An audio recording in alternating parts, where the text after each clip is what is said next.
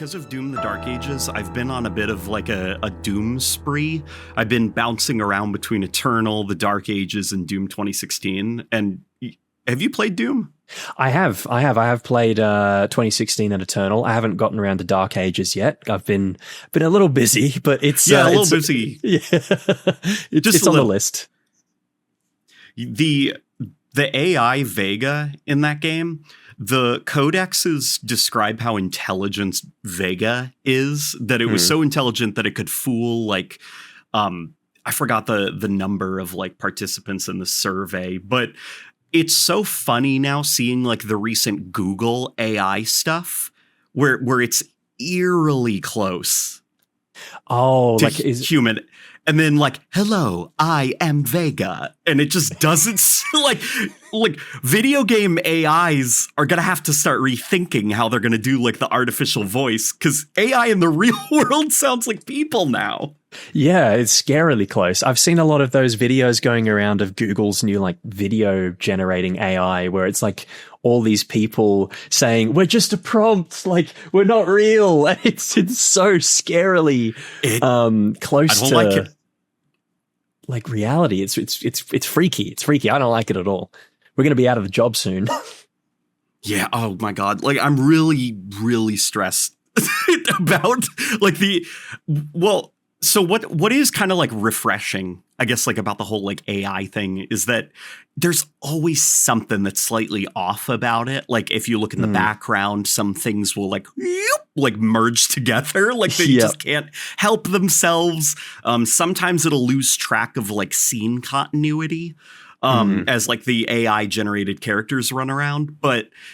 And the work required to comb through something that's AI generated and find the mistakes and then patch them up. The argument is basically that like you might as well just do it for real, because the amount of work that would require to kind of babysit the AI, it's just like not worth it. Yeah, no, I think that it's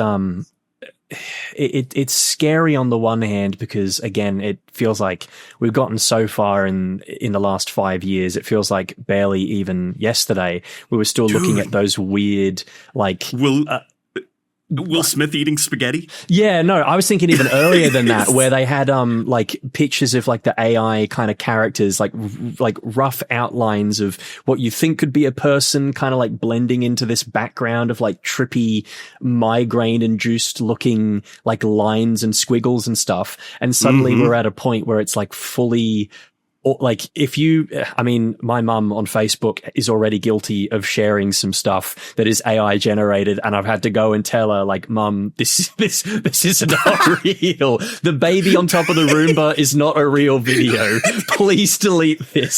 Stop sharing it with all your boomer friends, because they're going to get the brain rot too, and it's not going to be good. I've unfortunately also fallen for it.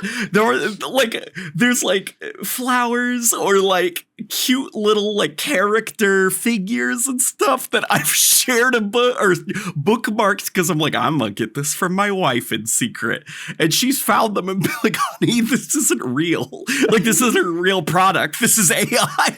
Like please don't give them our card information. And I'm like, no, like it's like that meme of what's his name? Oh God, I can't remember the actor's name, but him like rapidly aging and becoming old. Oh yeah. From Saving Private Ryan. Have I become a Facebook boomer? Facebook really is where brain cells go to die. It's like there's just something about like the moment you open that app, just your brain like unlatches from its cage and walks away for a little bit. But there's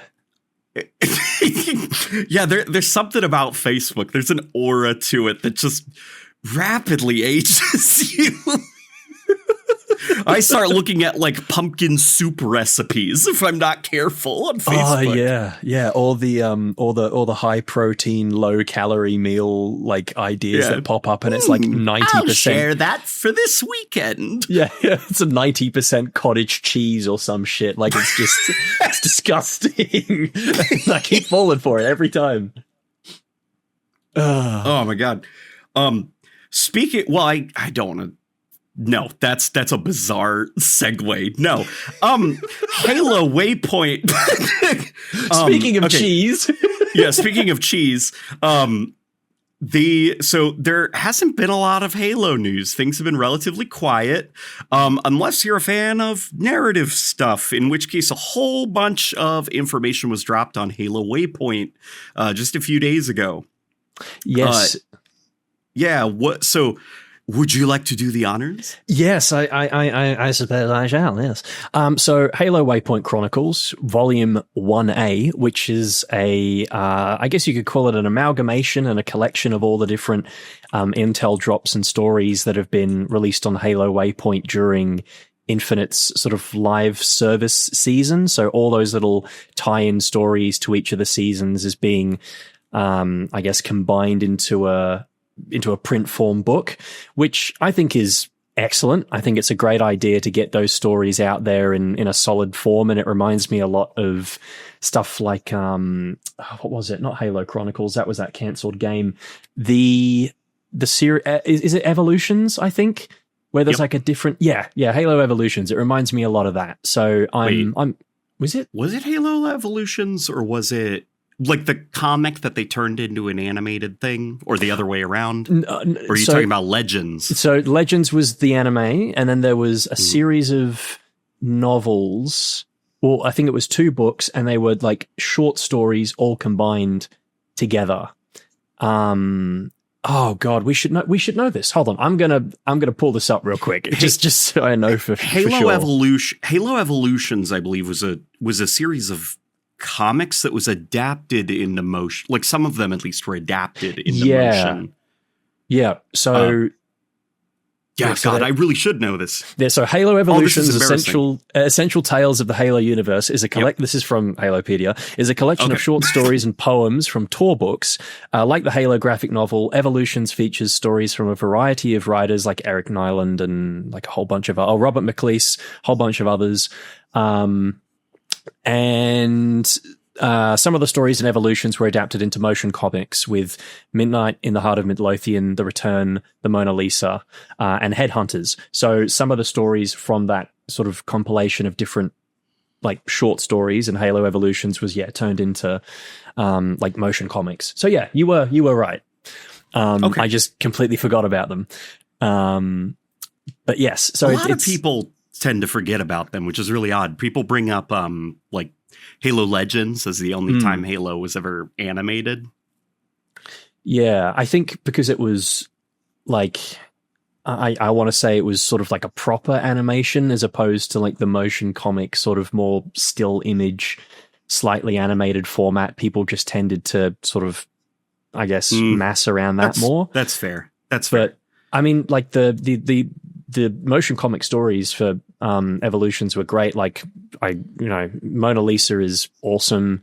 Headhunters is also a lot of fun. I don't quite remember the other 2 very well, but I know that they're fairly like there's some interesting visuals and stuff in there. So, but yeah, it's a similar kind of format to that, where we're getting these stories sort of compiled together into print form. So there's that. If you're a big fan of lore stuff and you want to catch up on all this extra information that's come out since the release of Halo Infinite, there's that. Yeah.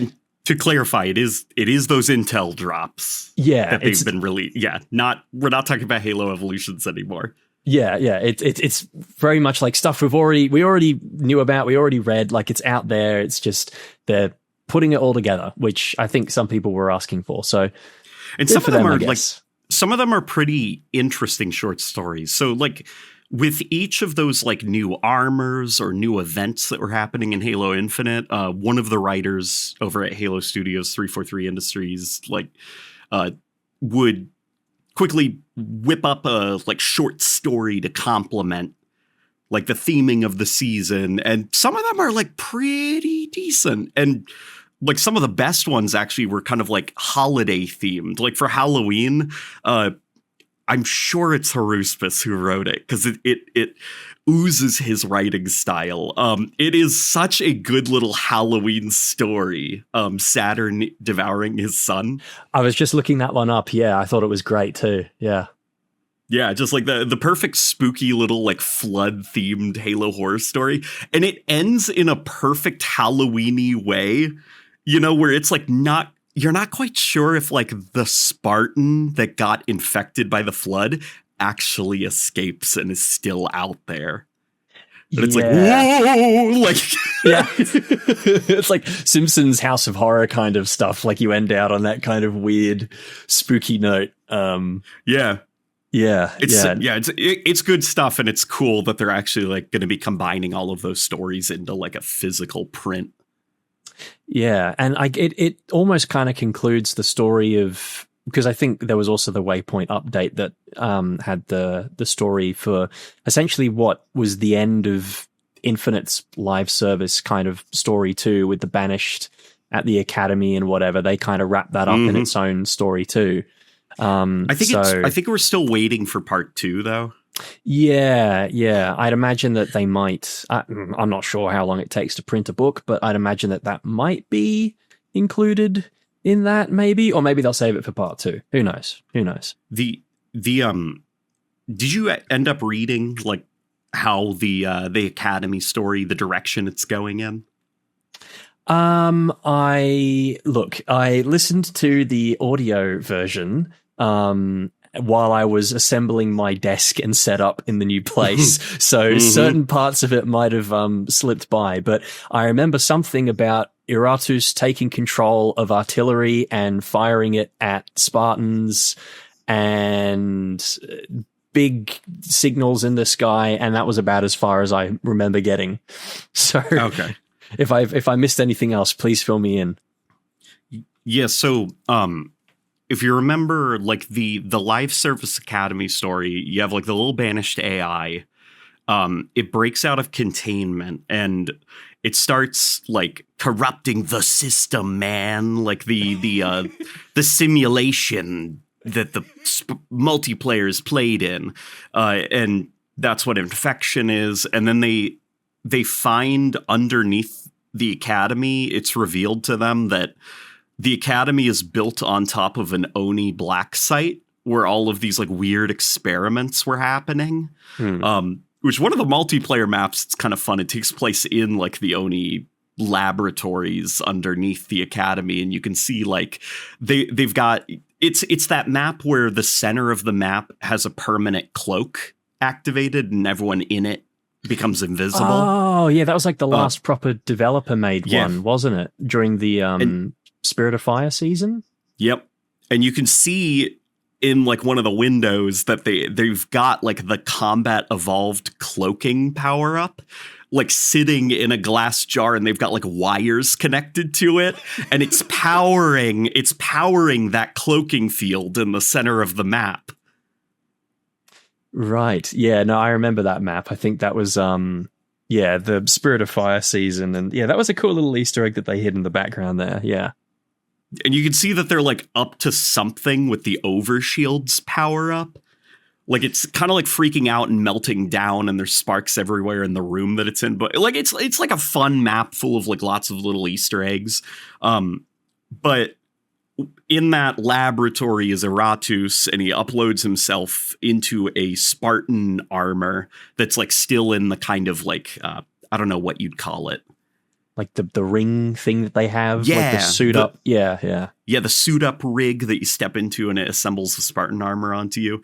And that's basically the last thing we see officially. Now, unofficially, I don't know if you've watched the scrapped cutscene that was supposed to follow that. Something about jabbing Iratus with a knife in his face while he's controlling the armor, and then pulling plugs on computers or something. I think I saw a very early version of that doesn't have the complete sound effects and stuff. Yeah. It's super interesting, like just because of like the needs of different mediums and stuff. But the super early, or not super early, it was actually surprisingly close to finalized. It was really just like audio that was missing, as well as some visual polish. Yeah. The cutscene that would have followed if they were allowed to finish it up, if the live service story didn't get kind of like canceled early, was going to be that the Spartan commander, I can't remember her name, she comes down and they're all like standing there as like the AI is like building himself like almost like Ultron style, a body with the and he's just like strings, but now I'm free.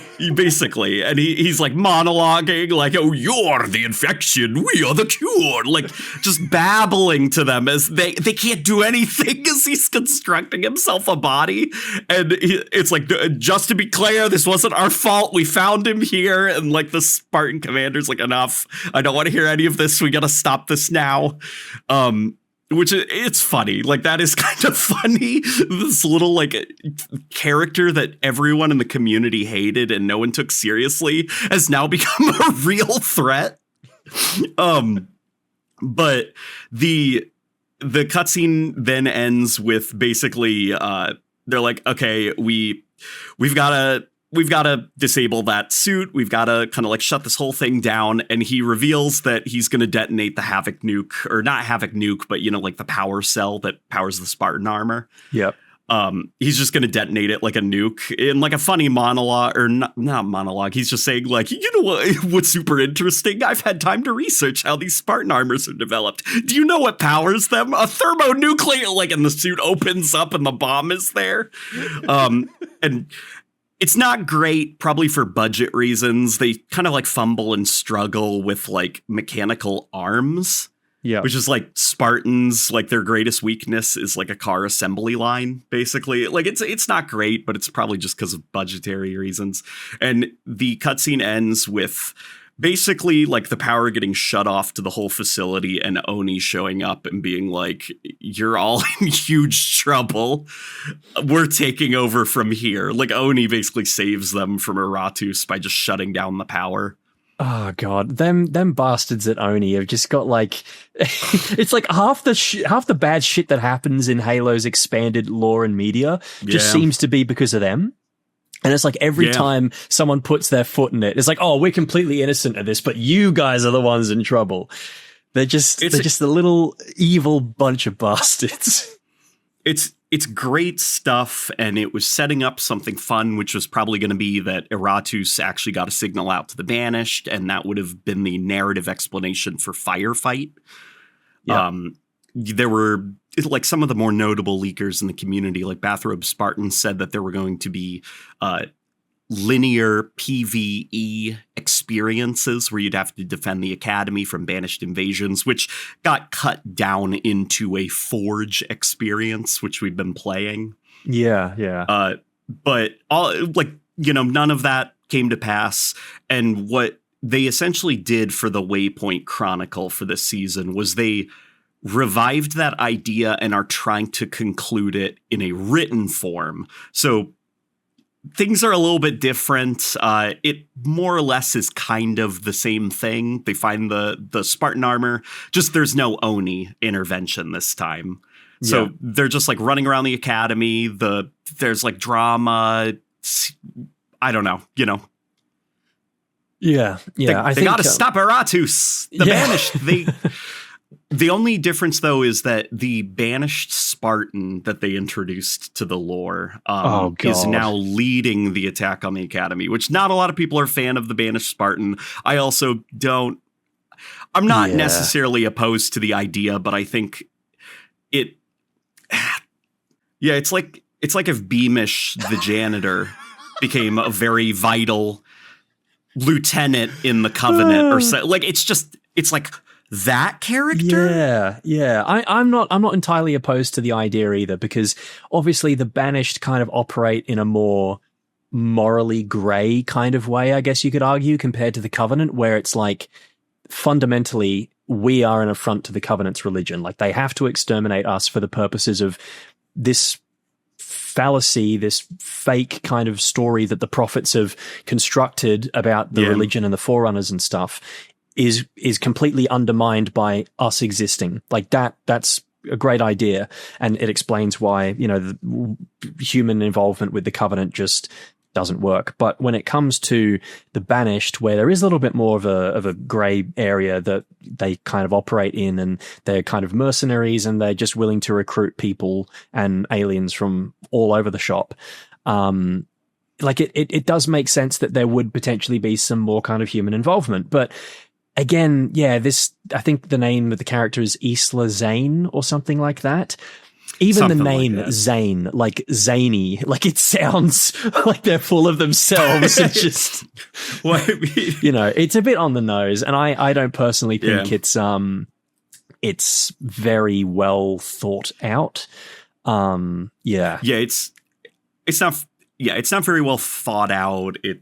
At least in my opinion, like it's like, listen, I can swallow like little happy grunts having a happy birthday surprise party, but something about this is like, all right, this idea is really being tested. And I just think that, like, fundamentally, if you're a Spartan, right, you've kind of got an appreciation for the fact that you have been brought up in this system of other soldiers who are essentially your brothers and sisters in arms, right? And no matter how poorly you might have been mistreated through the program, I think that there's a certain point where you go like, yeah, a lot of the people in this alliance are the aliens that tried to wipe me and the rest of my species out previously, like barely even 5 years ago. I feel like I should probably be a little bit more cautious of buddying up with them. Like, maybe that's a bit of a problem. I don't know. I just think that, like, it kind of, my suspension of disbelief is only willing to stretch so far. And it's like, if it was a rubber band, it'd be really close to snapping. Like, it feels like it's stretching it a bit too much. And I hope it's not something that, if it's relegated to books and these Waypoint intel drops, sure, that's fine. But I don't necessarily want to be fighting Banished Spartans in a Halo game anytime soon. I think that might be a bit much. I doubt we're going to be fighting Banished Spartans. Like, I don't think that's what they're building towards. I think it's more of like a narrative, like a little short story to accompany the arrival of Banished cosmetics in the store. Like, I doubt that's what the future of Halo is going to be, us humans fighting humans. Because that's very creatively boring. But I'm reading the biography of this character, and it is really, like, I think what makes it very kind of the disconnect for me is this character is basically kind of like a shitty, not very good Spartan 4, and this person's also like a traitor to the UNSC secretly. And what then happens is this character contacts Escharum, Escharum personally, and pledges her allegiance to the Banished. And Escharum is like, that's really cool. That's awesome. Here is the ship you can command. Here's all that. Like, heyo, what? Yeah. She and Escharum talk on the phone for 5 minutes, and they're best friends forever. And Escharum appoints her a very high ranking commanding position in the same guy who said humanity will burn. Yeah, no wonder he's fucking dead. Hey, like, what an idiot.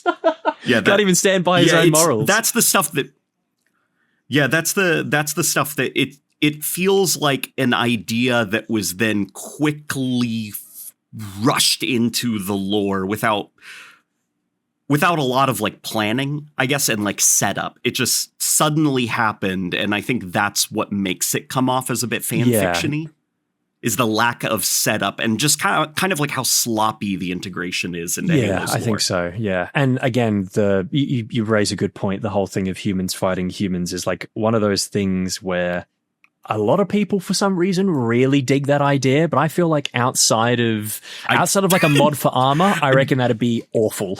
It'd be so crap. No, I think a very vocal portion of the fans of the story of Halo really want a Halo game where you're fighting humans, and I think that we're not going to see that because from a gameplay perspective, that's very boring. From a creative IP perspective, it doesn't make a lot of sense because that's not what Halo is. Halo isn't the game that you buy so that you can shoot other guys in a single player environment. You're shooting aliens.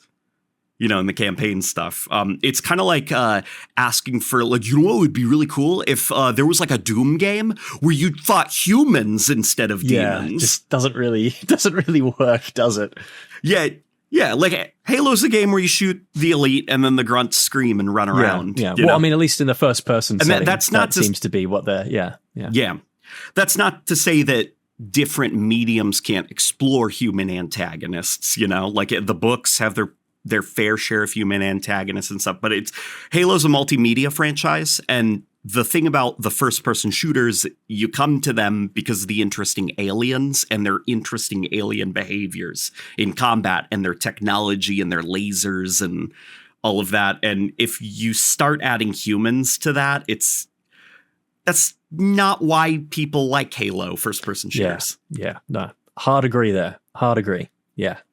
And I think 343 or Halo Studios, I think they also know that. And that's why, like, characters like the Banished Spartan, I think, are only going to be in, like, the written form and the lore and stuff. Like, I really don't share the same fear people have that this is a setup for the next game. I do think that they, as designers, are smart enough to realize that adding humans to the antagonist combat loop would be not very good. Yeah, no, definitely not. Yeah, I mean, I had a rough enough time dealing with brutes with, like, VK-78 commandos and Infinite's campaign. Like, frankly, I don't want to deal with Marines with hit scan weapons either. I just think that'd be horrific. God. Yeah, it wouldn't be good. And but it's okay. Man, we talked about that for a while. They introduced, or they also announced, after the Waypoint Chronicles Volume 1 collection, there's going to be a new Halo book. Yes. On the topic of stories getting wrapped up in expanded media. First, would you like to read the summary of the book? Should I put on my, should I do an impression or like an epic movie voice to read it out? Or I'll tell you what, I'll do, I'll do like Christopher Walken or something, you know, so we can make this real entertaining. Okay.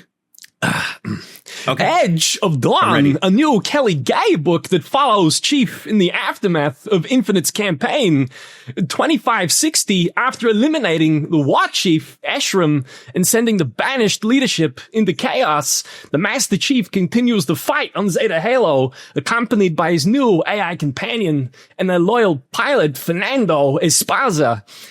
As Spartan 117 searches for scattered Allied forces, a young combat medic tortured and imprisoned for months by the Banished and the enigmatic Harbinger may hold the key to unlocking deeper mysteries within this ancient ring world. But every step towards answers is haunted by the sinister and elusive Blade Master, Jaeger Radamnai, who is hell-bent on revenge. So there you go. That's Edge of Dawn, narrated by Christopher Walken. That was a great Christopher Walken impression, but also the like just picturing him like, oh, the enigmatic Harbinger.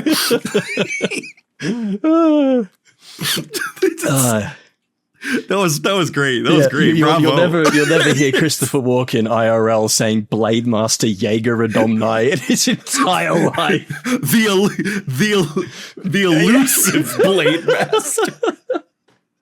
Oh man. Yeah, it's that was great. Thank you very much. But yeah, we are essentially getting, I guess, what you could consider to be the official written sequel to Halo Infinite's campaign that is essentially picking up like right after that final cutscene. I guess it seems as though we're diving straight into to another story, which yeah, I have my thoughts about. Obviously Halo is no stranger to filling in the gaps with novels. Like you go as far back as Combat Evolved in Halo 2, and there was First Strike that kind of slotted in there. And I guess bridged the gap between obviously Master Chief and Cortana. They explode the Pillar of Autumn's fusion reactors, Installation 04 goes up, and then there's kind of this gap where suddenly you start Halo 2 and it's like, oh, okay, Chief's got new armor. He's back on Earth. Sergeant Johnson's alive. How the hell did all this happen? And then it gets explained in the First Strike book. But did First Strike come out after Halo 1? Like, I want to say Halo it was 2? 2003. I will double check just in case. Okay. Yeah, December 2003. So December 2003. Was it planned to release after Halo 2? That'd be an interesting... Because Halo 2 was originally supposed to be 2003, right? I think so, yeah. And then because Bungie were faffing around for too long and, working too hard on their lighting engine, they kind of had to delay the game a whole bunch. Yeah, I mean, there's nothing that's showing up on the Halopedia trivia page. But it does... I think it probably... An interesting theory. Yeah, it probably would have aligned a bit better with maybe the initial planned release of Halo 2, potentially. But yeah, so it kind of fills that gap in there. But I think the main difference and where I have maybe more of a disagreement with this than something like First Strike is that... Yes. Yeah, so you have issues with this, that the story of Halo Infinite is being continued in a book. And tell me about it. You're going to be like my psychiatrist for a minute here. Is that, like put me down on like one of those like beds, like the couch beds that they have in the shrink's office.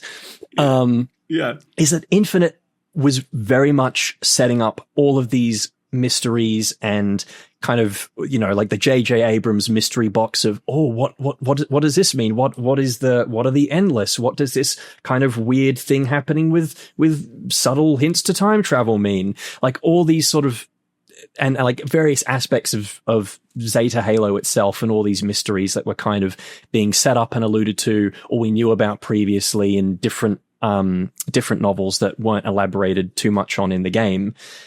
There was just a whole bunch of stuff that felt like, it needed to be answered to the player directly, like in a way that was more direct than just a book off to the side. Like Combat Evolved, sure, there's a whole bunch of mysteries that are still up in the air, but that game ends very conclusively. It's like, yep, we finished the fight. We destroyed the Covenant Armada and the Flood. Halo, it's finished.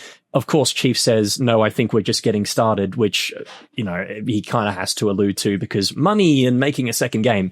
But there's more, I'm willing to give it more leeway in the sense that it doesn't feel like, I guess Combat Evolved feels more final than the ending of Infinite. Infinite feels like it's leaving itself more open-ended to be explored further.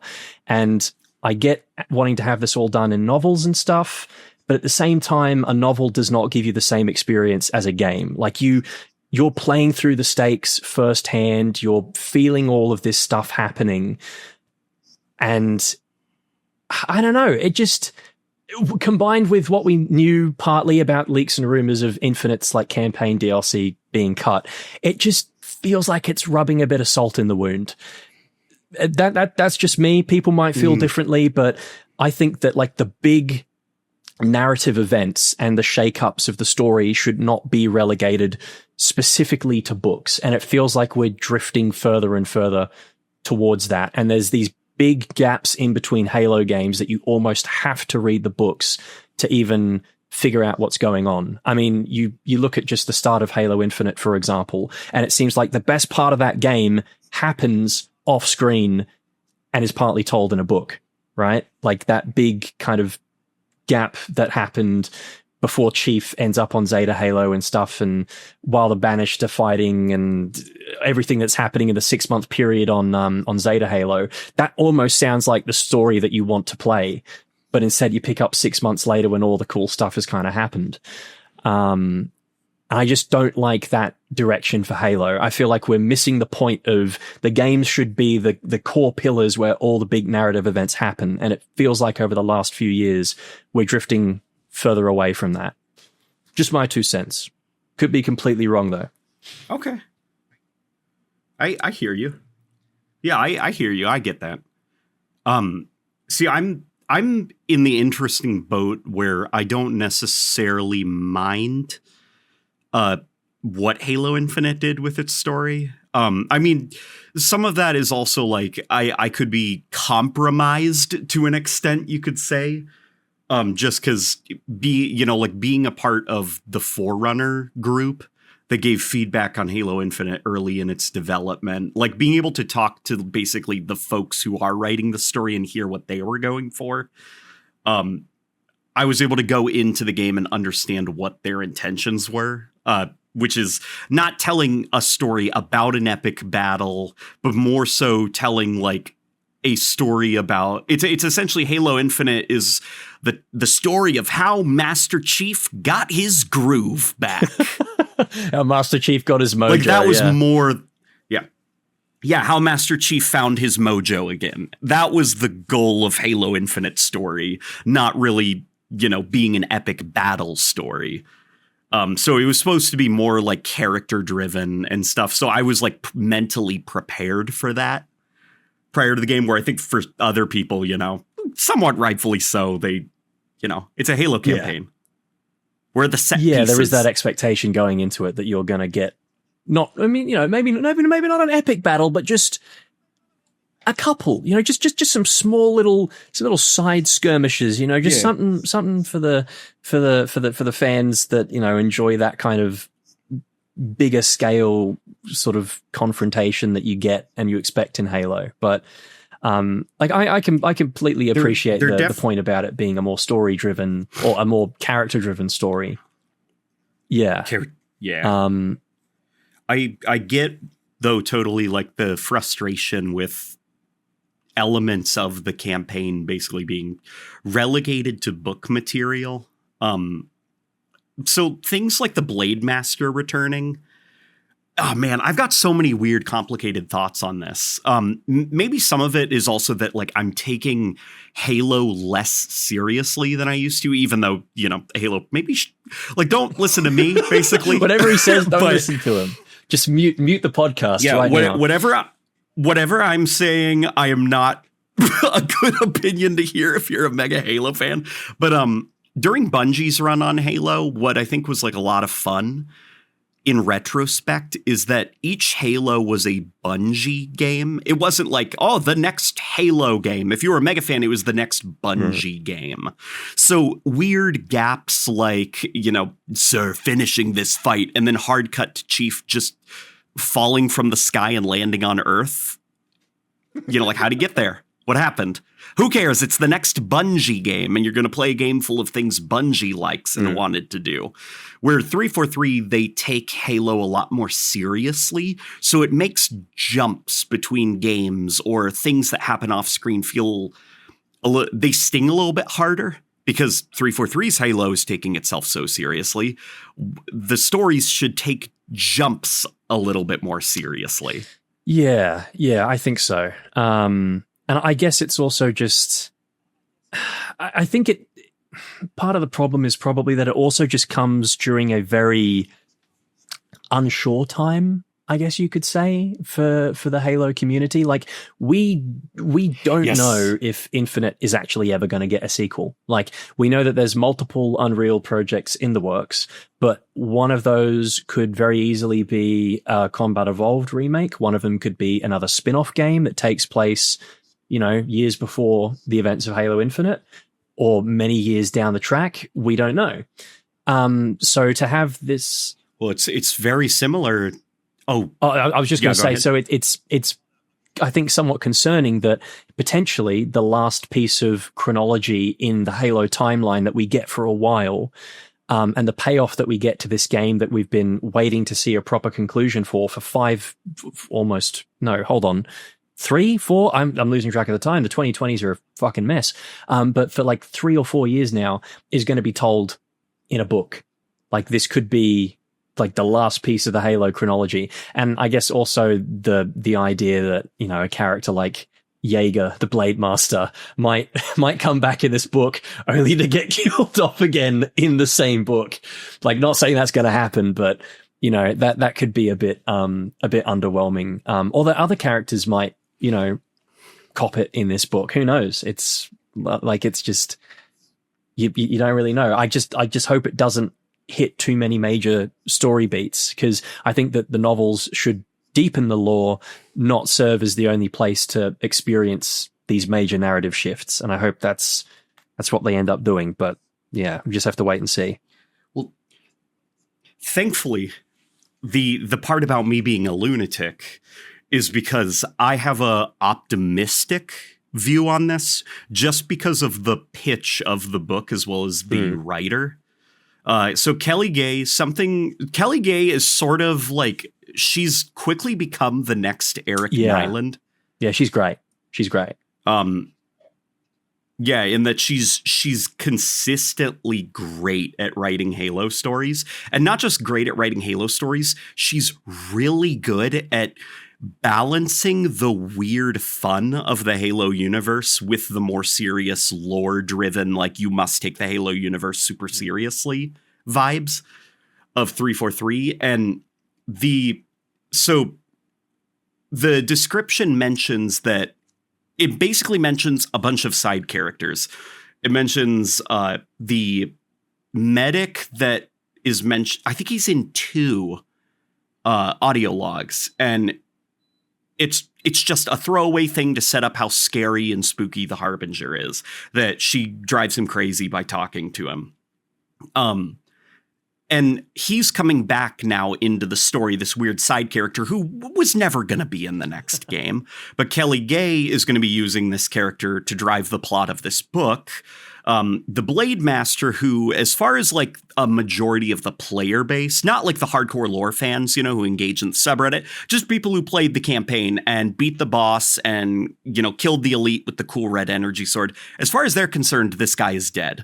But for us, like nerdy folk, his death animation was clearly him falling on his ass and then initiating his cloaking device. Yeah, it was hiding and fleeing, running like General Grievous always does.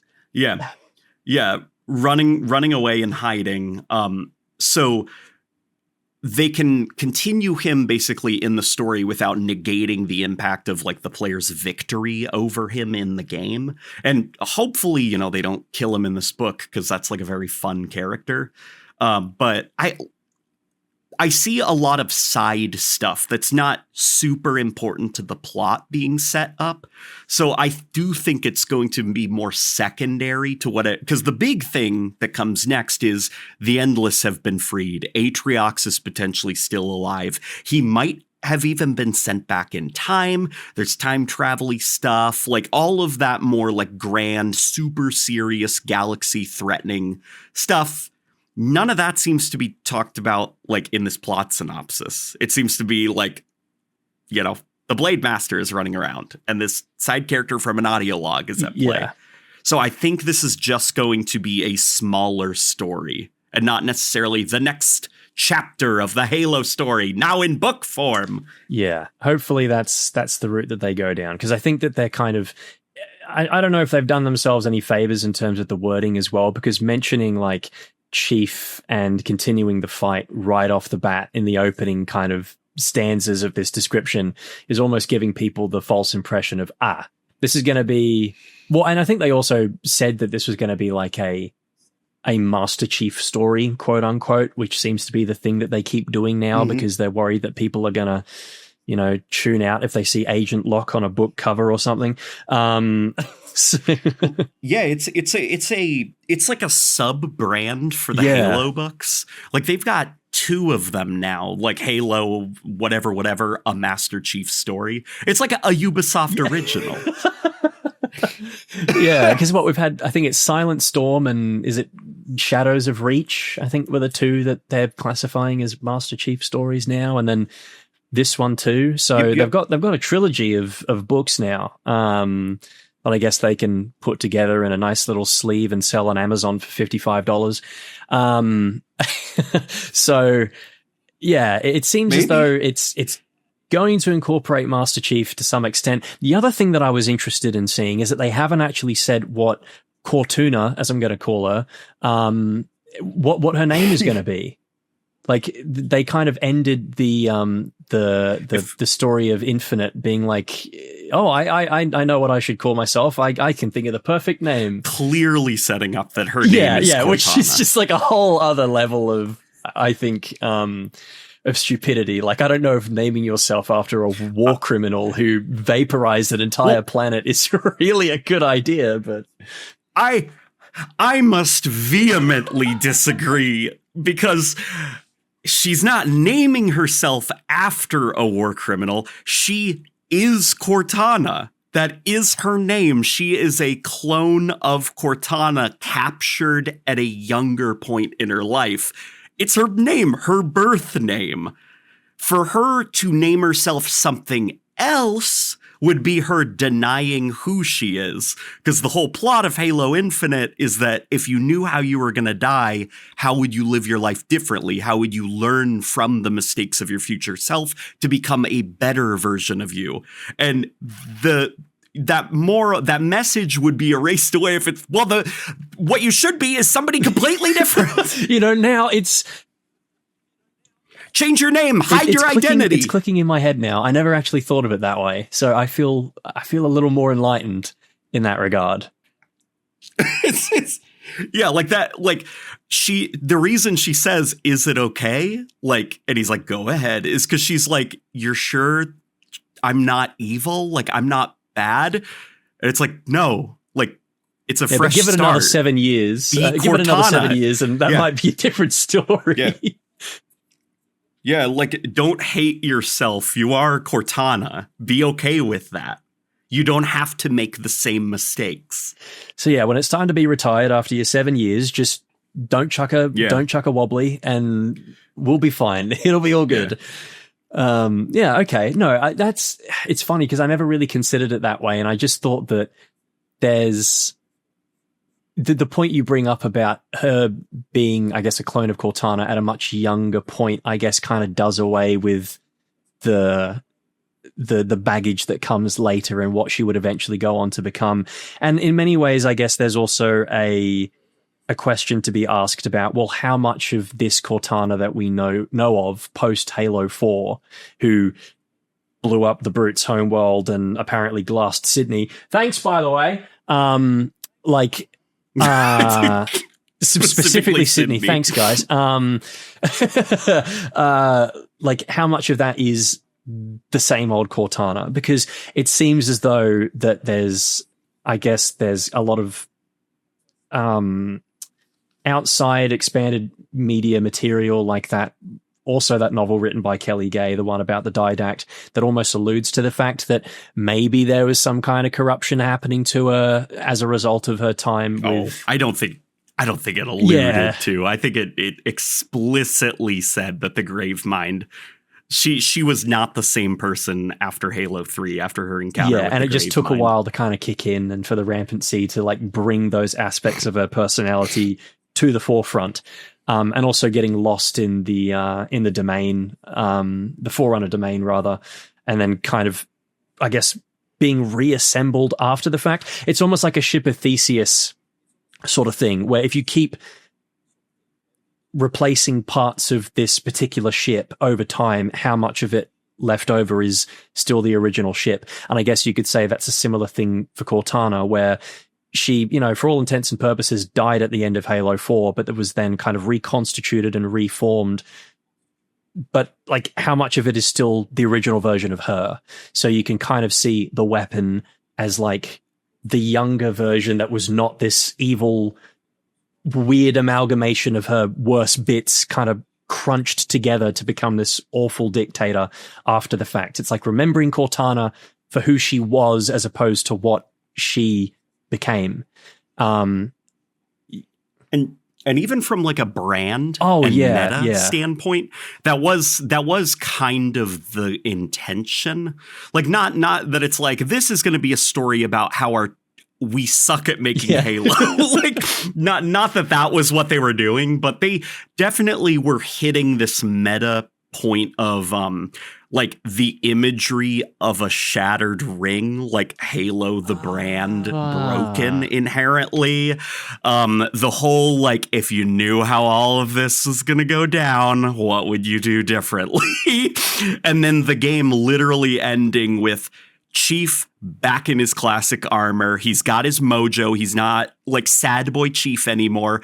And Cortana is right by his side. We're literally playing a piece from Halo 2 as well as it happens, like Last Spartan. It's just like it all comes together. It's a game all about like the in-universe characters grappling with how they could have made things differently, but also from a meta standpoint, how 343 as a developer could have handled the brand differently. And it concludes on a very optimistic note for the future of the franchise by bringing everything kind of back to when people were excited about Halo, like playing the Halo 2 music, having the similar iconography, like Chief, he's back to his old self. He's got his AI companion again. Like we're done with the drama. Like going forward, this is the Halo you like. It's still Chief and Cortana. Like it's not. Well, I mean, it's you can very like kind of blanket cover it and say, yeah, it's still Chief and Cortana. It's not like if you dig deeper, it's not the old Cortana, but it's close enough to the point where we can still market them as Chief and Cortana. Yeah. Okay. Yeah.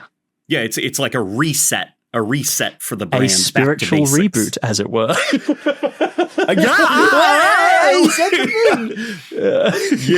You could say. Yeah. No, that's a good point. And I guess it's, I mean, speaking from a more personal perspective, right? The person who wrote the story for Halo 4, whose name escapes me at the moment, Chris Schlerf? Yeah, I think so. I know how he had his own kind of personal anecdote that when he was writing the story, he had sort of, I think it was his mother or his grandmother or someone. Oh, Josh Holmes. Yeah. I think the executive producer of the game or creative director. Yeah, he had a personal anecdote that he was writing the story from the place of like his own mother or grandmother or some other, person of his family was going through dementia.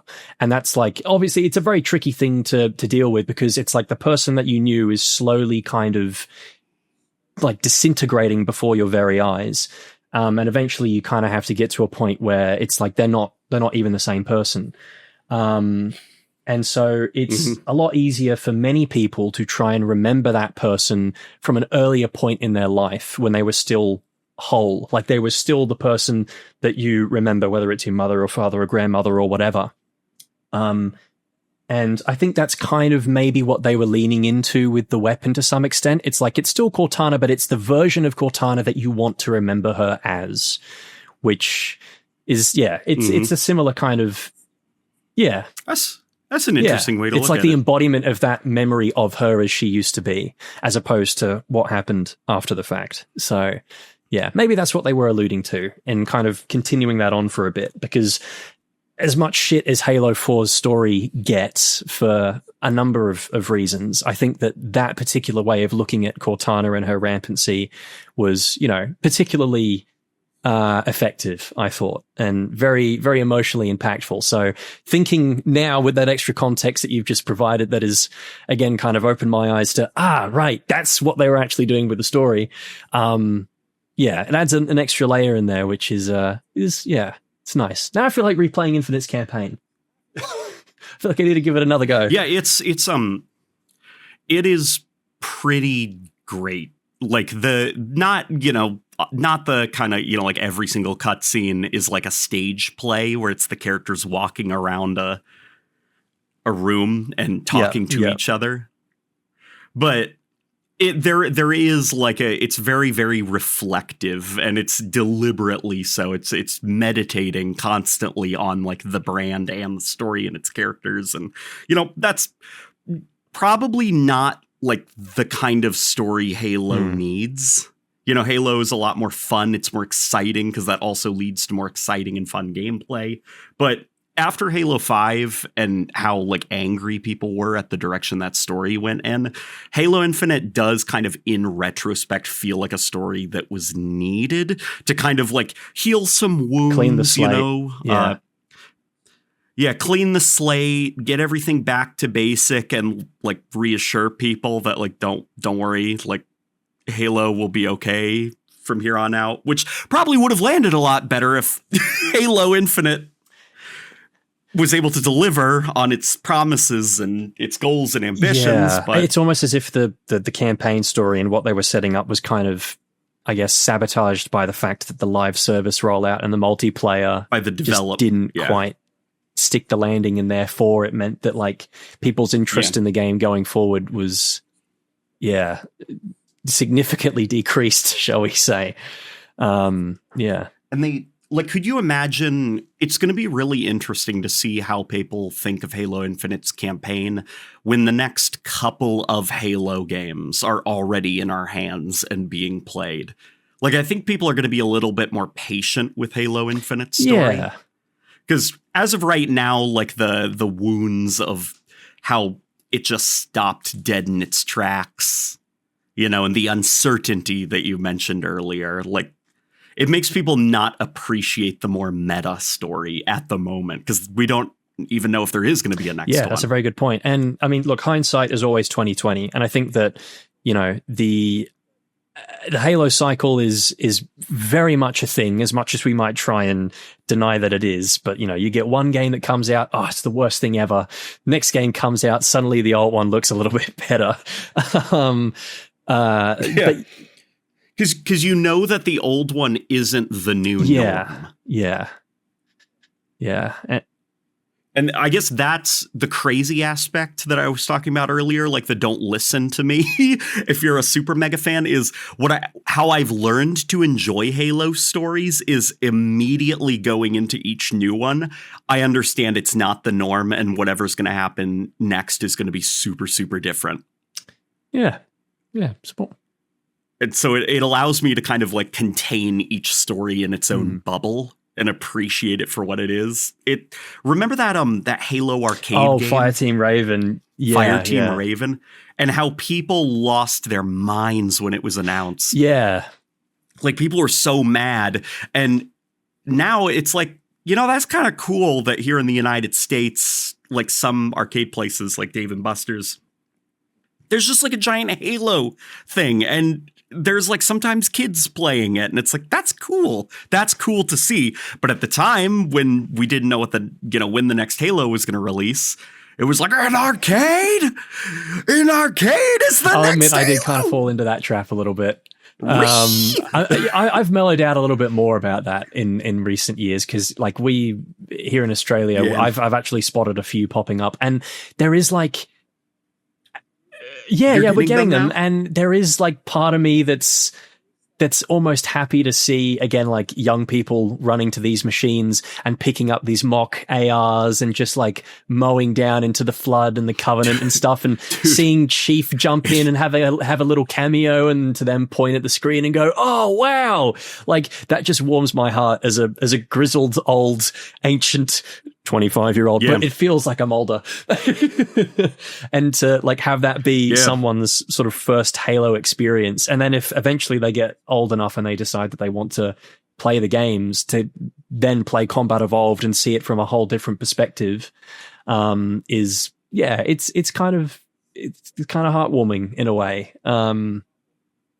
But at the time, it did, again, because of that level of uncertainty of where Halo was and what was happening. It was like, wow, okay, we're wasting resources and whatever else on an arcade game, when I feel like there should be something new. You know, we should be pressing forward. This feels like a step back. But in actual fact, it was a way to kind of, I guess, improve the longevity of the series in the sense that it was diversifying. Yeah. Giving people who otherwise wouldn't necessarily be console or PC gamers an opportunity to, you know, to like the most casual of the casuals, you know, people who go to these kind of arcade places on a Friday night after a couple of drinks and some pub food with their mates and think, oh, Halo. Yeah. Okay. That looks kind of cool.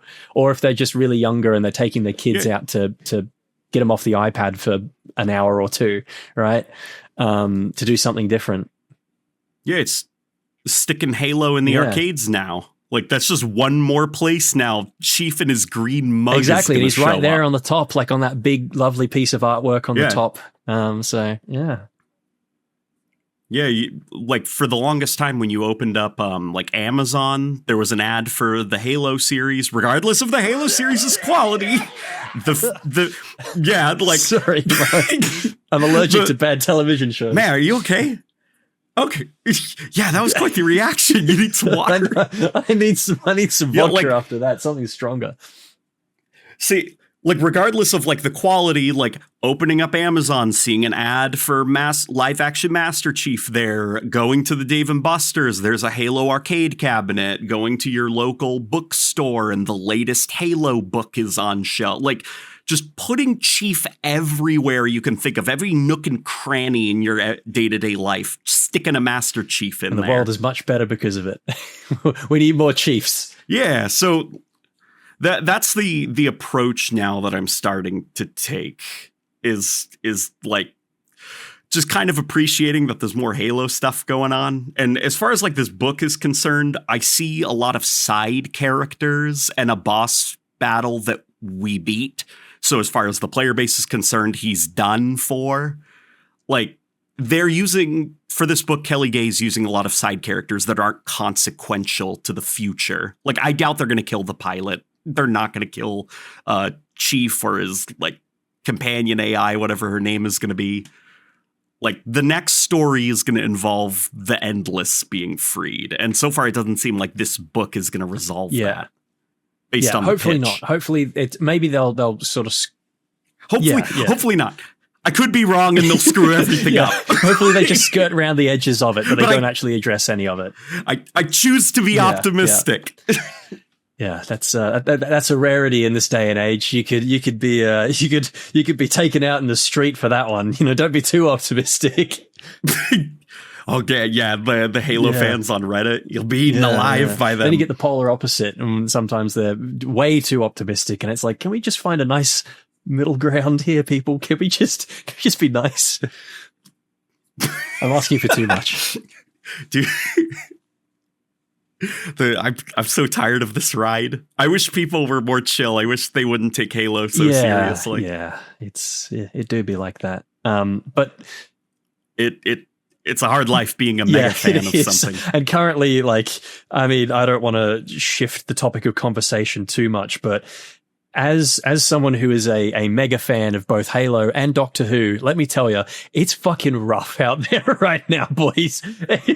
Oh no! Even with Russell T Davies back, bro. Let me tell you, it's. If you saw the finale of this season, brother, you would be spitting. It's all kinds of.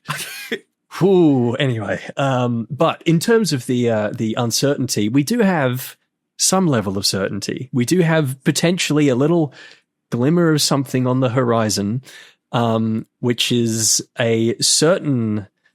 Another leaker who I'm sure is familiar to everyone in the Halo community by this point, by the name of Rebs Gaming, has said that someone has told someone that they maybe talked to a Halo Studios developer or something similar to that there might be some kind of announcement regarding Halo coming in October.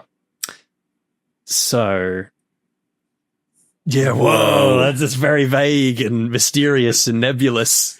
That's extremely vague, so it must be true. I believe it. Yeah. If that is the case, I don't. How do you feel? It is a bit of a he said, she said kind of thing. I want to believe him because he's got a fair amount of other stuff correct.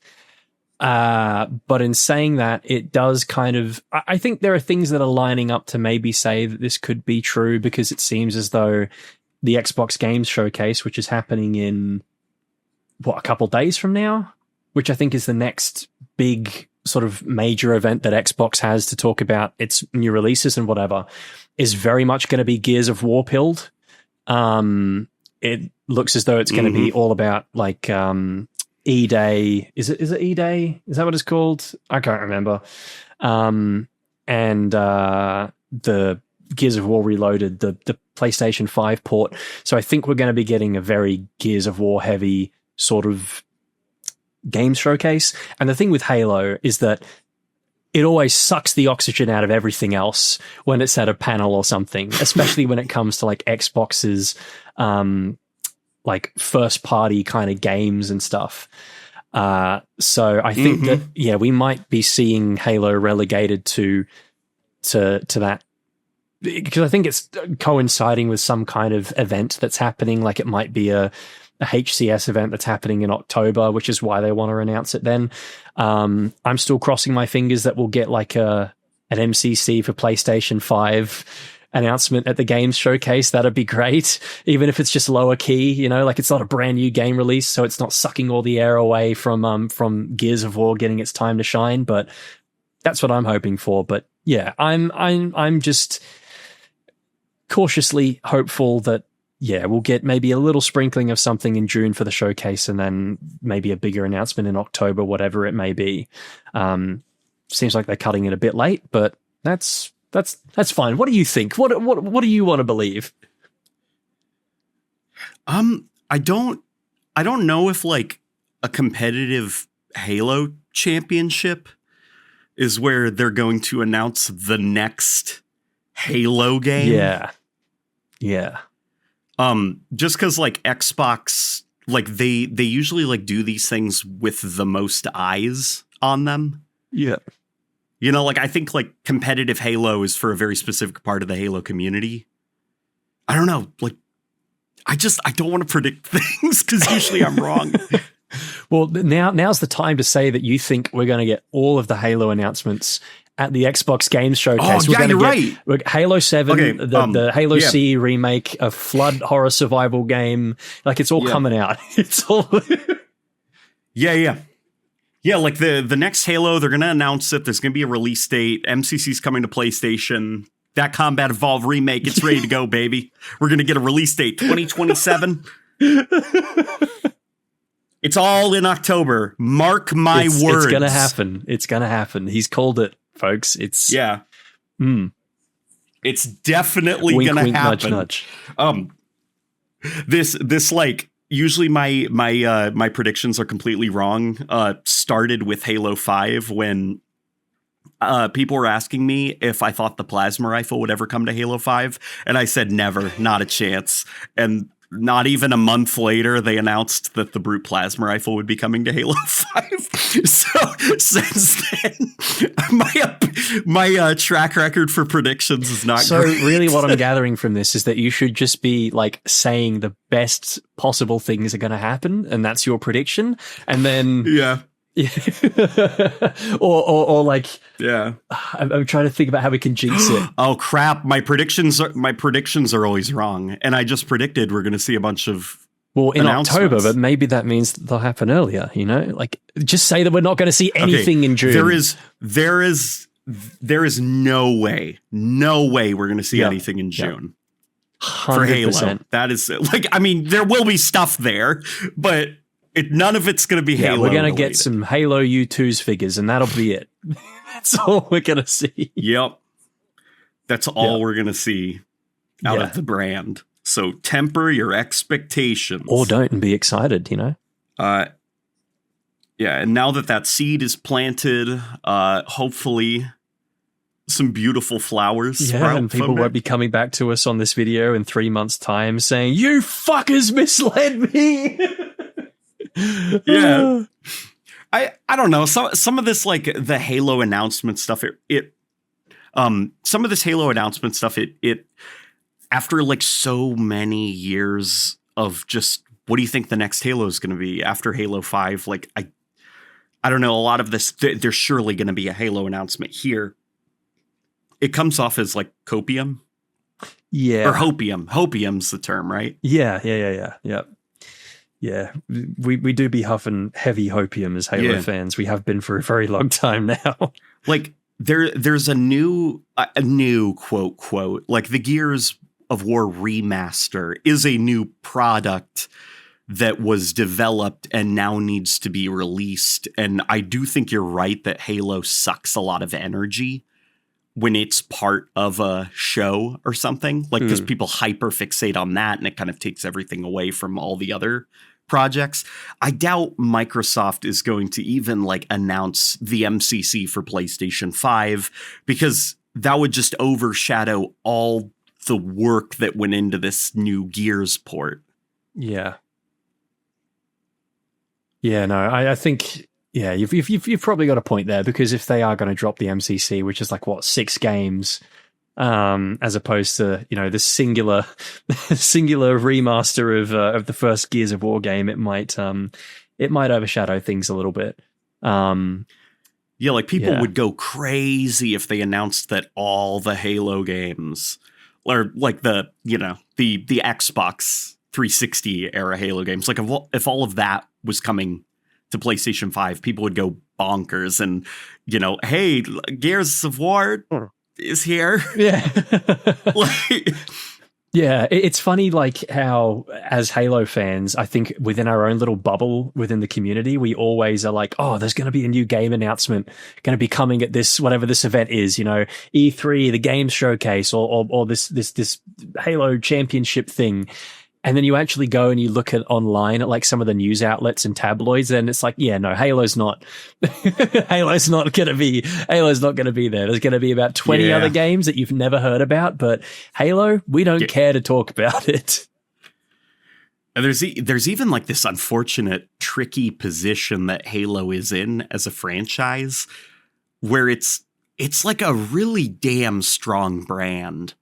You know, like that green helmet, that green mug, people know who Chief is. That John Halo, man. We all love that him. John Halo guy is a really strong gaming icon, but Halo is most certainly not the most important product that Xbox has.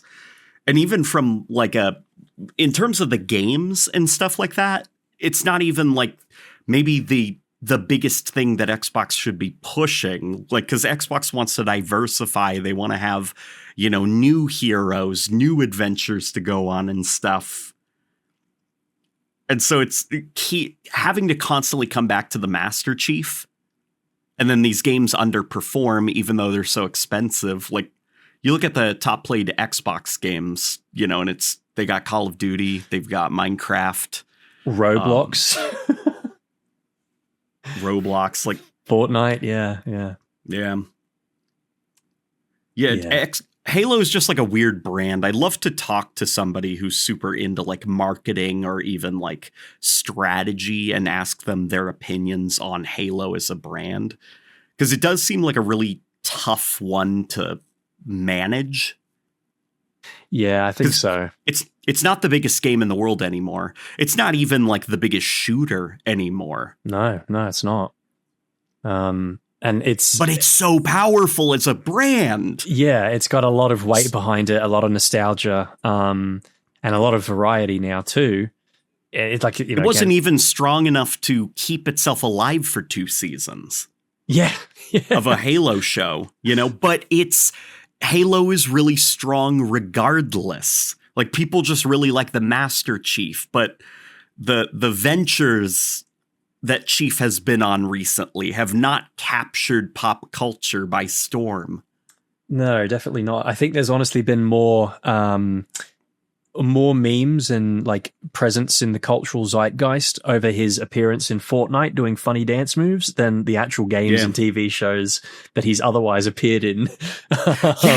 Which is rough. That's a great point. That's a great point, actually. A lot of the memes and like whenever people talk about Halo and stuff, it's usually in relation to not, you know, the Halo show, not the recent game or whatever. It's always about like how cool the Bungie Halo games were. Did you see Impact Props made a Master Chief on a plane video that got like millions of views? Like it's always stuff like, you know, like, hey, Master Chief's doing funny dances in Fortnite. It's always that stuff, and it's never like the official projects. Yeah, it's almost like it's kind of like this trap that like mascot horror has kind of fallen into with the characters from like Five Nights at Freddy's and like Poppy Playtime and all that kind of stuff, where they're so like instantly recognizable, but outside Dare of the we actual, say iconic? Yeah, you be careful, you'll summon him. Say Luke in the mirror 3 times fast and he appears. Say flood. Yeah. But yeah, it's kind of, Chief has kind of got legs of his own now as his own, like he's been taken by popular culture and sort of thrown out there and interpreted in so many different ways by so many different people, that I guess the original baseline for what the character is, has kind of been overshadowed by the meme that he has become after the fact. It's, and I say that as I'm sitting here with a Jazzwares Master Chief helmet on my bookshelf and the Halo 3 Legendary Edition helmet sitting right above it. And it's like, damn, that's not the same guy anymore that I used to know. He's like this own, this weird nebulous meme construct that other people have done their own thing with. So yeah, it's bizarre. It's weird how culture just kind of drags things out and they get a kind of consciousness of their own, and culture kind of takes it off. Yeah, it's weird. And then when game companies or anybody else tries to capitalize on it, it doesn't work. You guys like, nah, it's cringe. I don't want that. Yeah. Like, I don't know. Should the next Halo game be a meme? Is that how Halo continues to be relevant now? It's a shitpost on X? Is that what Halo Infinite 2 should be? Yeah, should we have emotes in Halo 7? ? Should all our Spartans be popping the gritty? Should the Halo Combat Evolved remake be a viral TikTok? Should it be all in 9:16 aspect ratio? Is that what we're doing with in approximately 40 seconds? Yeah, with a whole bunch of like captions popping up in the middle of the screen because people can't be stuffed to listen to it themselves. They have to read it. Yeah. Yeah. That's the day and age we're in. It's crazy. I would freaking love to be a fly on the wall at Halo Studios, and just because like those kind of conversations happen on a day-to-day basis. Like they study the trends, they see what folks are into, and they're always having a discussion about how can we make Halo relevant. And it's, their success rate is something we could discuss, but those conversations are always being had. Yeah. Yeah.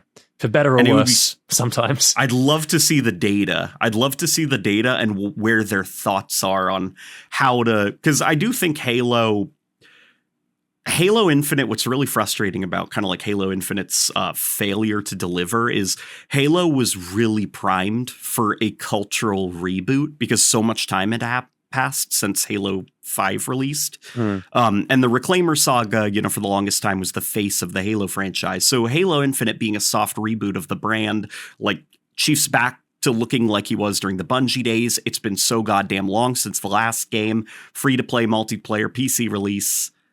Like it feels like it squandered that opportunity to shock people by returning to the Bungie style after so long.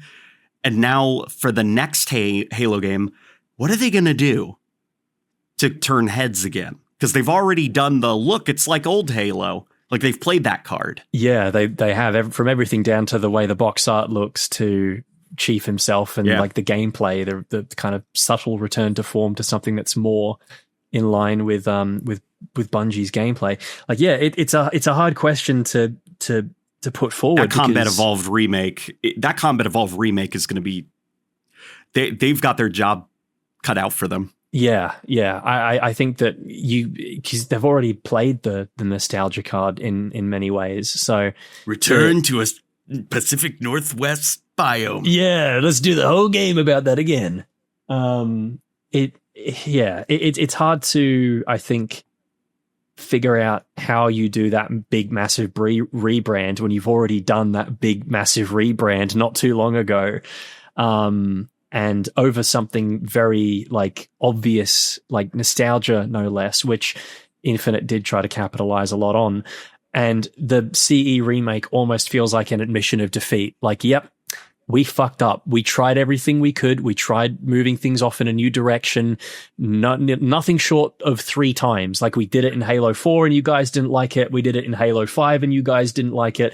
And we did in Halo Infinite and you guys kind of liked it, but not enough so that our shareholders are willing to give us another shot. So we're going back to basics, to like the very, very first thing that everyone loved, that everyone can get behind. So it's the safest possible card we could ever play. And if we fuck this up, then who knows what we do after that? Do we do another prequel? Like, what do we do then? Yeah. It's like Halo, the next Halo game possibly being a remake of Combat Evolved. Like, some of that is definitely, I think, some of that I over time I've gotten less pessimistic about it, or less cynical about it. At first I was kind of in that boat of like, they're just doing it because like they have no choice. But I do think, so there's this problem with the Halo franchise, which is it's over 20 years old. It's carried mostly by nostalgia for the older games, and the older games mechanically do not capture the attention of new players because they're too old by today's standards. Like, I completely disagree, and I'll fist fight anybody who thinks that Halo should have aiming down the sights in it. But like, regardless, the market is speaking, and kids just like, it looks old and stinky. Why is the character made out of 3 polygons? I think it's more like an attempt to, yes, another soft reboot, but also onboard folks. Basically like those old Halo games, they're too old, they're too ancient. People aren't taking the story as seriously, and so they're not becoming mega fans. So they're going to try to retell those old stories with modern production value so that people pay attention, or like, oh, you know what? Actually, Halo seems really cool. I'm going to be a mega fan now. And they're brought into the fold, because Halo Infinite, one of the things that was very relevant during its development was that Halo was having an onboarding problem. Like, people didn't really know what was going on in the stories because there was so much lore, so much baggage. People weren't really into the gameplay because it was all dominated by series veterans who were with the franchise from the beginning. So Halo Infinite was hoping to be something of a soft start for everyone to hop on board. And it seems like now they're like, more dramatic measures need to be done to truly onboard new fans. Yeah, we got to go. We literally have to remake the first game. Yeah. I mean, 20 years is almost coming up to 25 years now, is a long ass time. So yeah, it's it kind of checks out. And I mean, look, that kind of formula I think worked for a game like Resident Evil and that series. So I part of me wants to believe that it can work again here for Halo. Because there is a whole bunch of people who I never knew were Resident Evil fans prior to the release of the remade games, who suddenly hopped on the train and were all aboard, who like, they maybe caught some of the later installments like 5 and 6, or like they had an older brother who played it and they were aware of it culturally, but didn't actually bother to get on board with those original games and kind of become a mega fan or on board properly because, 1, they're old, 2, to get the kind of definitive version of that experience, you have to kind of venture back to old hardware and stuff. So yeah, having just like another clean slate, which seems to be a term of phrase that we're coming back to a lot this episode, is that's a sign of a healthy franchise. Yeah, but yeah, it could be beneficial. And Combat Evolved is again one of those games where it's great. And it's a product of its time in many respects, but also there are aspects of it that I feel like had Bungie been given a little bit more time, it could have been so much better. There's so many like little things that you could see that they were working on that they cut last minute or early on in development because they just thought they weren't going to be able to get that across the line. That's the kind of stuff that could slot back into a remake and act as, a little bit of fan service for us who are aware of that kind of stuff, but also be really exciting and fresh for people who are brand new to Halo 2. So Yeah, again, just got to wait and see. Could be bullshit. We don't know. That's the thing. We don't know until October when we get all of those big announcements that you're talking about. Yeah. Yeah. Gosh.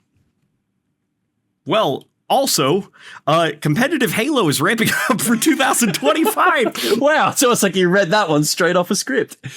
Yeah, it's almost like I read it off of a bullet point after talking about the recent bullet point. In less exciting news, competitive Halo is ramping up for 2025. The reason I put this on the list is because, like, competitive Halo is fun to watch. It's fun to see, like, how enthusiastic people get at the events. But I'm not somebody who would play ranked Halo. I don't think I've ever placed in Halo Infinite's whole lifespan, like in the competitive ladder. I've never placed.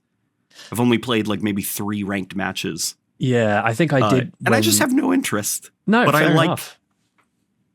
But I like the competitive Halo stuff. I like the atmosphere around it, but I'm not interested in playing it. And the larger Halo community, they're pretty, like, they don't like the competitive stuff. I would go as far as to say some of them hate it.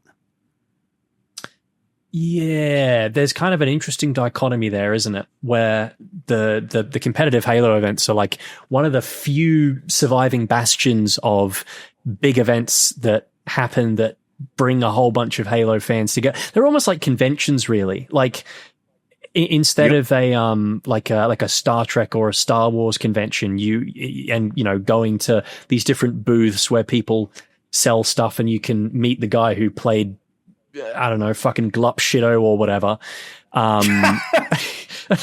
Or Watto from the Phantom Menace, or some character that there will be some elderly actor who can't stand anymore. Yeah, he was in like the original version of the original trilogy before George Lucas went and changed it.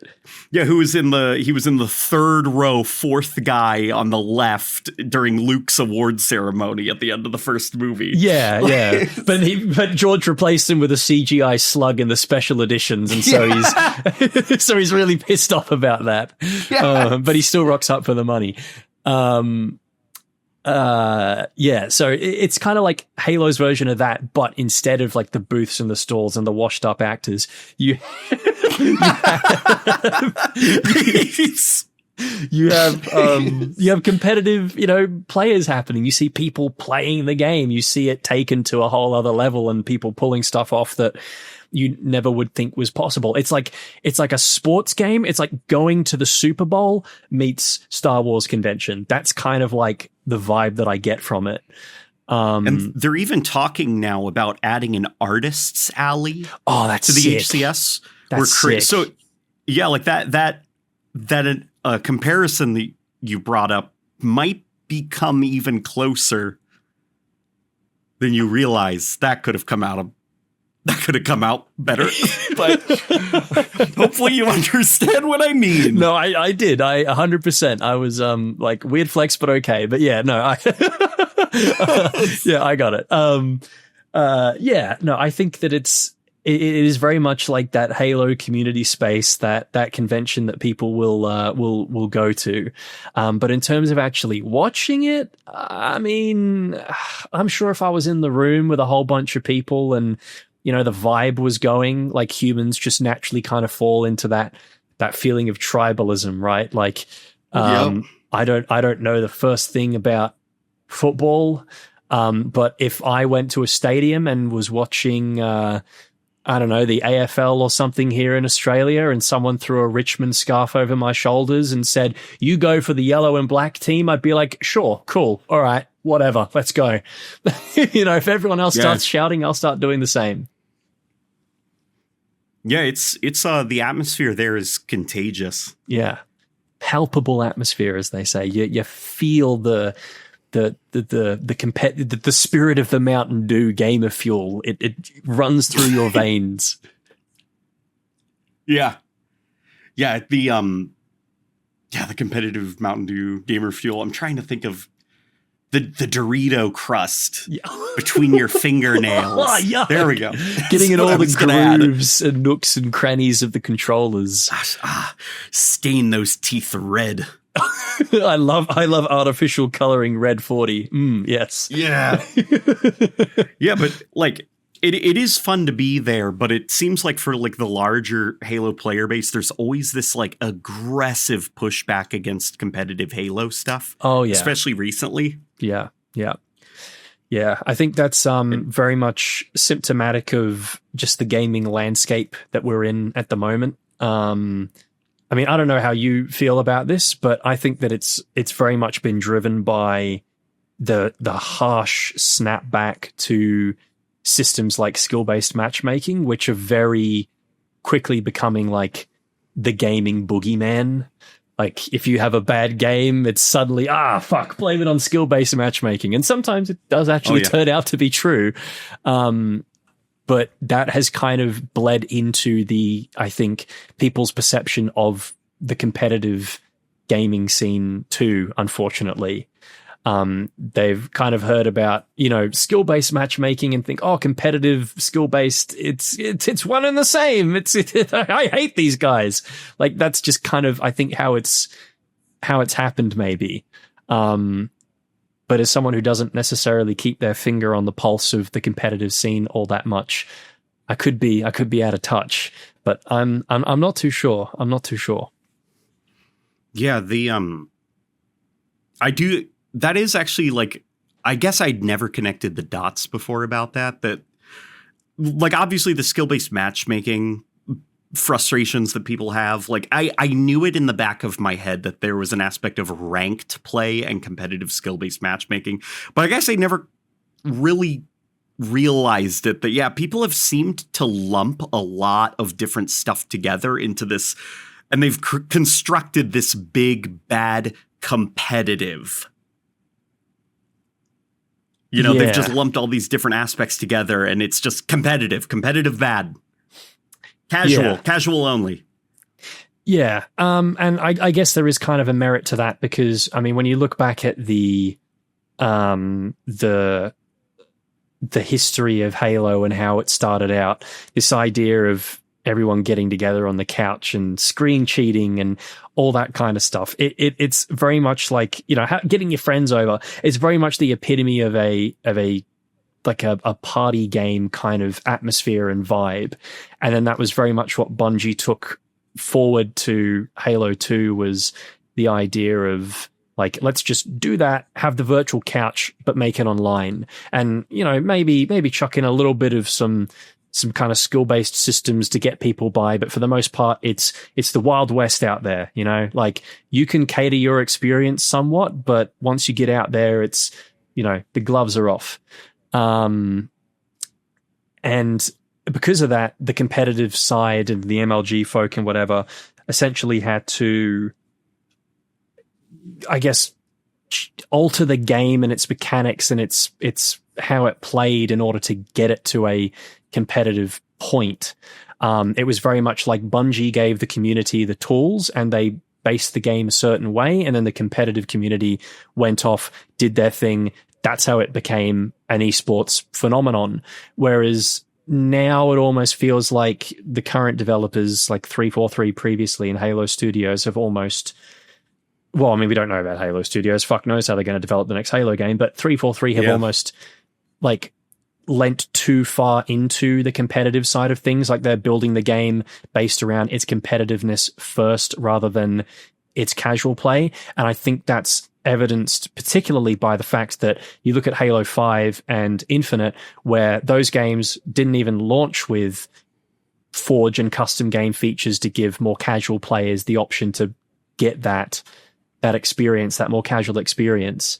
And just a very heavy marketing push, especially in Halo 5 for, it's an arena shooter. It's got all these crazy modes, and the exact tagline in that like multiplayer reveal trailer was something like tested for battle, perfected for pros, something like that.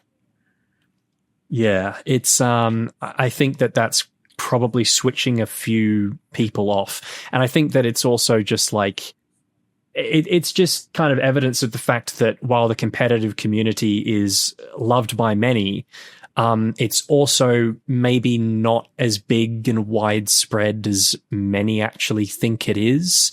And that the idea of a game being, leaning more on its competitive aspects and its competitive side of things is probably going to alienate some people, right? So yeah, it's not an enviable position to be in, especially if you're like a community manager or you're a designer working on a Halo game, right? Like, you've in many ways got to try and get this careful balancing act where you have a very vocal portion of people who are gonna complain massively if something feels like it's poorly balanced and stuff. But then also, if you make it too cut and dry and too clinical and too, I guess, evenly balanced, it kind of robs the game of a little bit of its fun, of like some of its exploitative aspects, like things that, the casual players can find a YouTube video on and look at and go, oh, this kind of thing to do is sort of funny, like one-shotting people with the mangler and meleeing them. That's a cool little trick that I can use to feel like I'm better at the game for a little while. And then suddenly it gets shut down instantly because, it's not, it's not competitively viable anymore. Like, that kind of stuff gets overlooked. So yeah, again, it's one of those things where, like, I think people have taken Halo a bit too seriously. Like, similarly to the story, it's like the gameplay too now. We've taken it so seriously that, the developers just can't find a good middle ground to find anymore. If there is one, it's like, you're standing on eggshells. Yeah, it's tough. Not fun. So I have an interesting, if maybe different take on it. Okay. If you're interested in hearing me out. Yeah, no, absolutely. I think from the beginning, Halo was not a competitive shooter, but it also wasn't a casual shooter.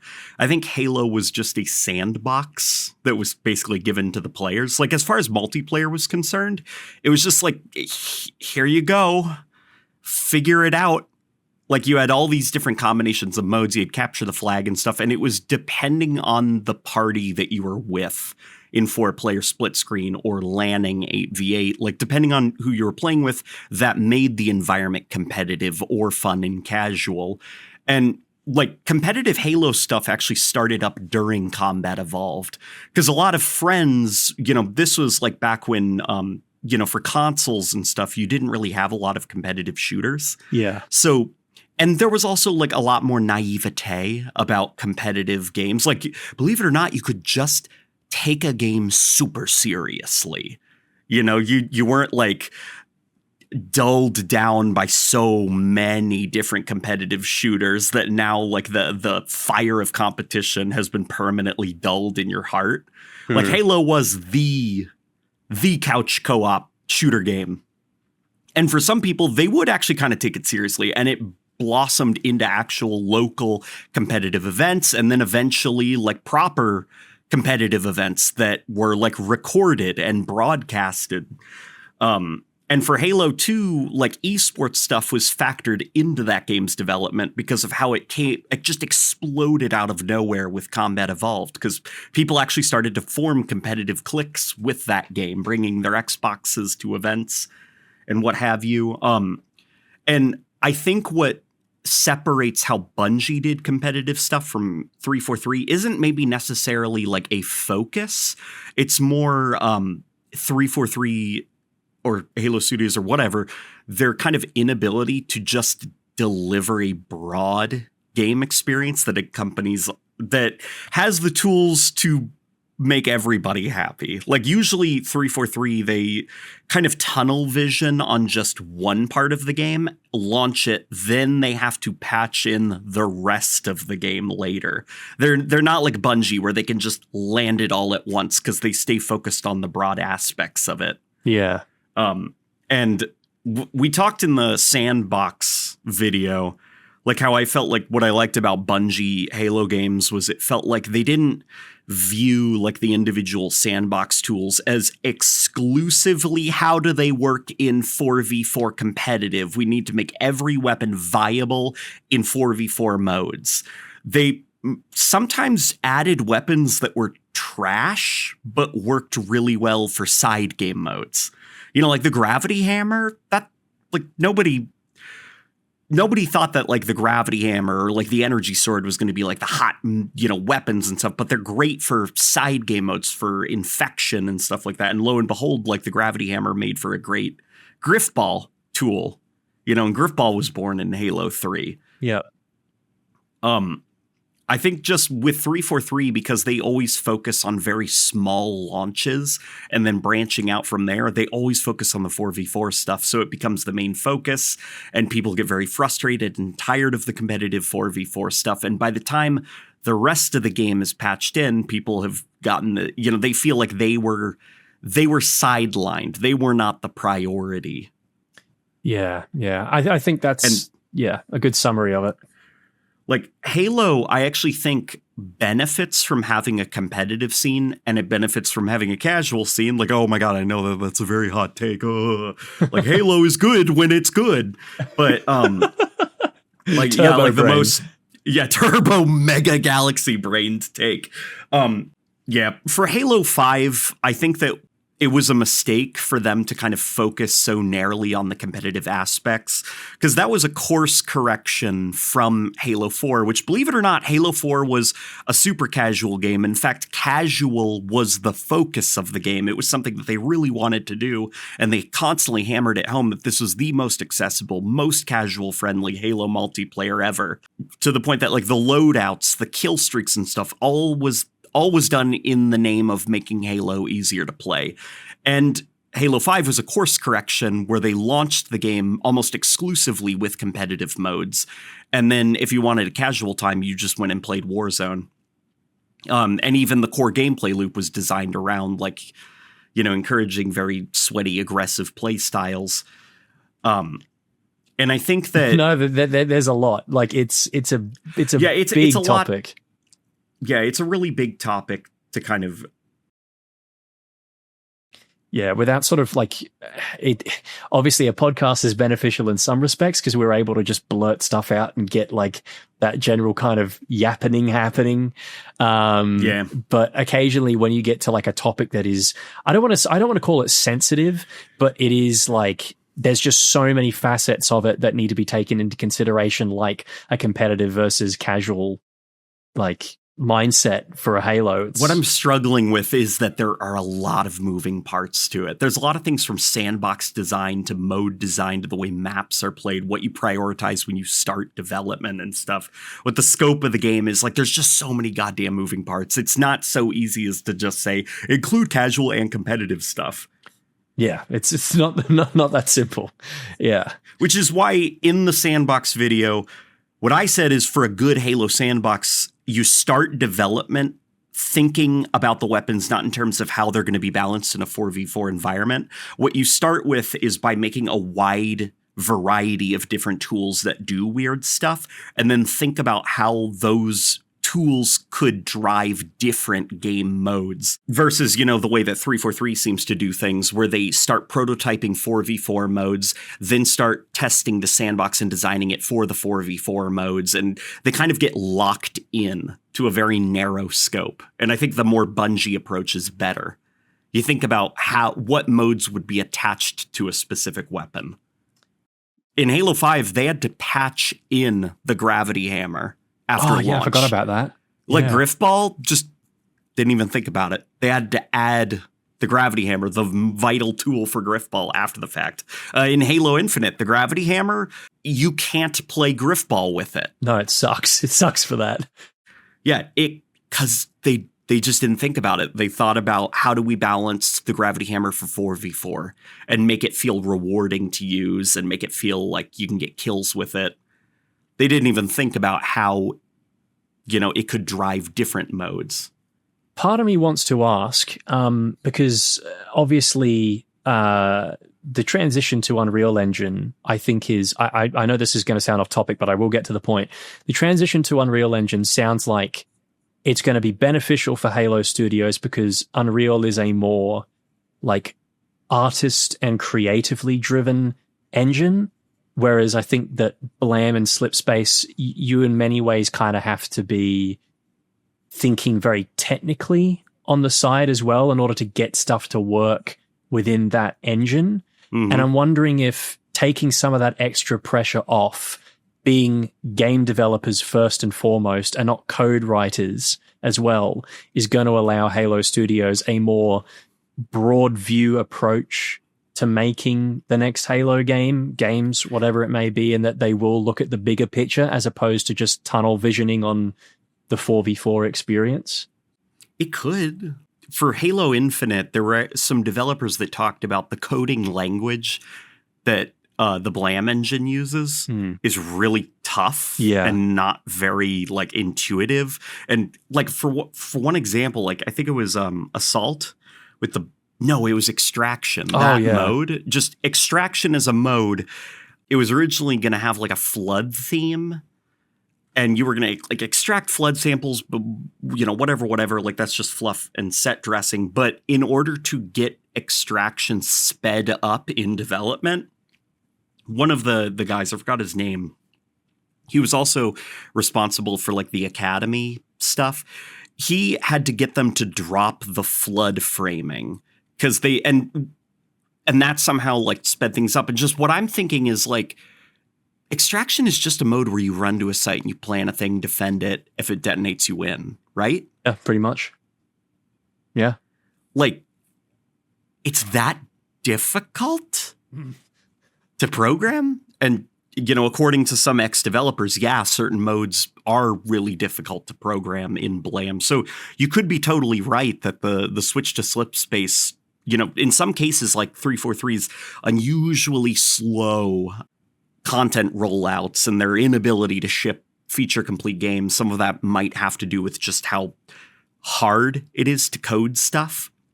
Yeah, because I mean the Blam engine was sort of proprietary to Bungie, and so a lot of the people who were I guess working on Halo at that point in time were, I guess, more familiar with its kinks and its weird oddities and stuff like that. Whereas when you're coming into it fresh and with the high turnover that a lot of the contractors had at 343, I'd imagine that it's difficult to implement a lot of things. So I guess I'm hoping that they can just like having an engine to work with that, I guess, encourages you to be a bit more loose with things, so that you don't have to spend as much time thinking about the technical aspects of, how the hell are we actually going to code this into a 20-plus-year-old engine? It'll give them the opportunity to step back, look at the bigger picture and go, right, here's where we've been going wrong previously. We've been focusing too much on refining the 4v4 experience because admittedly, that is, I think, what a lot of people think of when they think of Halo multiplayer. Like, that's the be all and end all. It's not, but if you get that right, I guess they might have been lulled into the false sense of security that, if we get the smaller scale stuff right, like 4v4, we can just blow it up and it will work for everything else. When in actual fact, that doesn't work. You have to look at things that are more case by case basis and what's going to work for certain aspects of the community and what might not. So maybe Unreal will give them that flexibility. We can only hope. But in terms of tech and stuff like that, like, that only goes so far. You've also got to consider, I'll keep hammering at the sandbox. Yeah. Like, the sandbox, that's a completely different issue where that was a blind spot that they unfortunately did not consider. Or if they did consider it, they didn't think it was the biggest issue to just kind of make the sandbox more focused on competitive game modes. Yeah. The modes are cool, but also you need to give players the tools to support those modes. And I know we were talking, this is all related to competitive Halo and stuff, but ta-da! I think the big question that we had at the end there in that dot point was, is Halo a casual game or a competitive game? And I think we've realized that it's neither. It's a sandbox game. Yeah. Would I be correct in saying that's the message that we've learned from or what we've learned from today? Yeah, it's impressionist. It's what you take away from it. The sandbox were the friends we made along the way. But also, like, kind of seriously, and like, competitive Halo, don't be mad at competitive Halo. Competitive Halo is fine. It is its own thing. What you should hope is that the focus that I hope the community has with their messaging is that the next Halo needs to support different forms of play in its sandbox design, including competitive, because if all they focus on is casual, next Halo game needs to be casual, sandbox party shooter, like the monkey's paw, like, be careful what you wish for. We could get Halo 4 too. Yeah. Like, you want casual Halo? Okay, casual Halo. Yeah, it's a fine line, right? Yeah. Because I think that, you can very easily like go way too far into the realms of like what Halo 4 did. Or, I mean, arguably even Reach. I feel like Reach to an extent almost overextended itself in terms of casual as well because of like the armor abilities and stuff like that. But Reach was definitely like an attempt to make Halo more palatable, more approachable. Because they were feeling the fire of the Call of Duty franchise under their ass at that point. Yeah, not a big surprise. Yeah, after Modern Warfare 2. Yeah, Call of Duty 4 came in on the, like, to the side, like I'm picturing like Master Chief's Warthog run at the end of Halo 3. Call of Duty 4 was like a different Warthog suddenly coming out of nowhere and like really knocking Chief off his path. Arbiter's on the chain gun on the back saying, "What the fuck? What is that?" Yeah, like.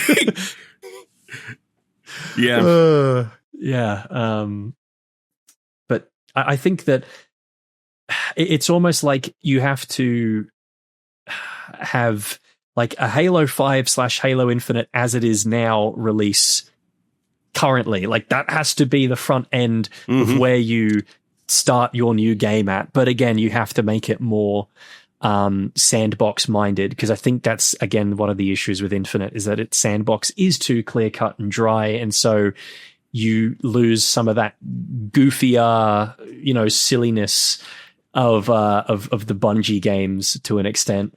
And again, maybe that's something that they can look at more thoroughly with Unreal, and will let them kind of be a bit more creatively minded and just open to trying new things. Because again, if Halo Studios really is like this new, I don't want to say from the ground up, but like it is very much a solid restructuring, and they are hiring a whole bunch of people, and Unreal Engine is so much more openly available, I think there is a massive pool of talent that they can pull from, people who have, tried doing stuff in their own experiences and their own games that they've tried to craft. They can bring some of that knowledge into Halo, and just see where it goes, and they won't be as creatively limited because they have to take up the failings of an decades old engine that they need to wrap their brain around in 3 months' time. So yeah, maybe it'll be a significant improvement. There's a lot of maybes that we're saying today. This is an episode of like hopeful optimism. Yeah. Hope seems to be the the recurring theme, along with maybe. Along with maybe, and I don't know, and it's complicated. Yeah. Maybe that's what we should call this. Or I'll put that as the big lettering in the thumbnail. It's complicated.